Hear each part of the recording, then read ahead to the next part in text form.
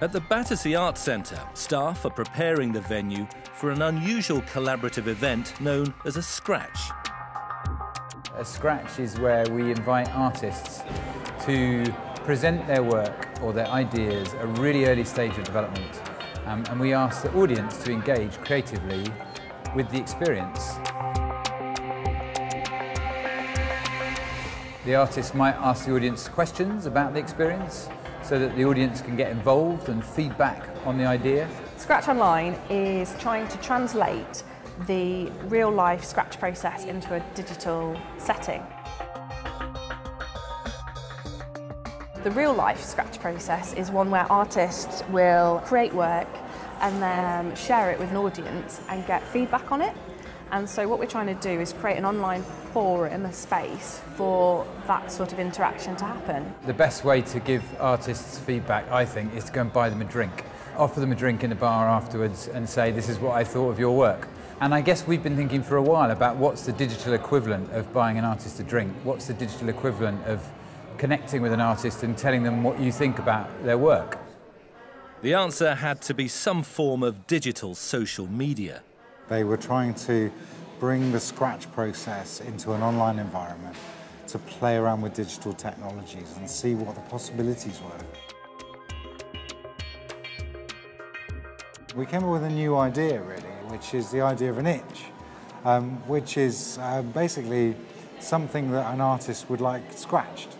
An artist will go, oh, I've got a new itch. They'll log onto the website, they'll place their idea, which might be, I want to fill Battersea Arts Centre with balloons.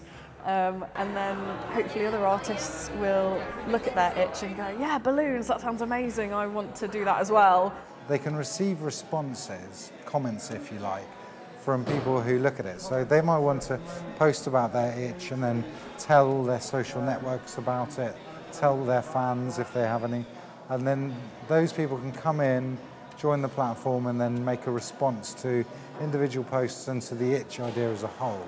It's actually about sharing the creative process and looking at different people's creative process online and how they work together. And I think interestingly about how collaborators find each other, because I think one of the things that artists, and particularly some younger artists, find is how do you meet like-minded collaborators who you might work with. And I think Scratch Online, if people build up profiles of themselves through the site, it will be interesting to see if people start to find each other through the site as well. With the idea of an artists' collaborative network in place, the next step was to try it out. We commissioned 3 artists to start with. Shlomo, who's a beatboxer, Holly McNeish, who's a wonderful poet.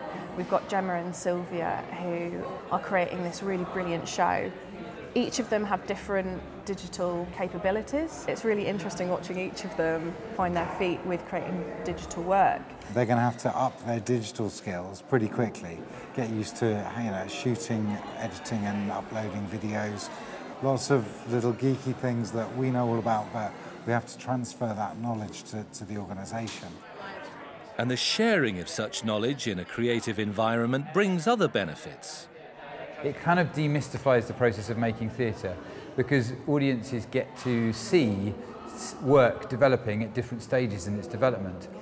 Hopefully in a digital environment you'll get to see that even more. You'll get to see the gaps in between the live moments where artists are maybe thinking up ideas and collaborating and meeting new collaborators.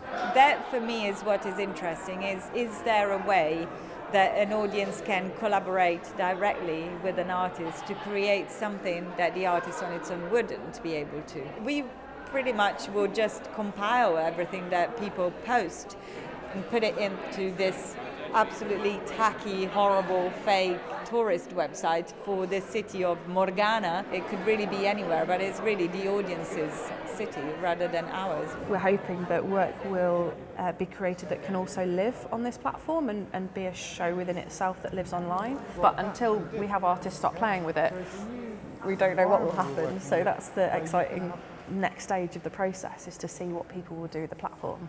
Bringing together young beatboxers and young dancers to create some kind of piece. We don't know what's going to happen. It's a Scratch. We're going to explore and share our work. I had the idea for the piece, and then that made me really think about how to integrate the digital stuff into the piece. So every day we're going to have sharings of the work.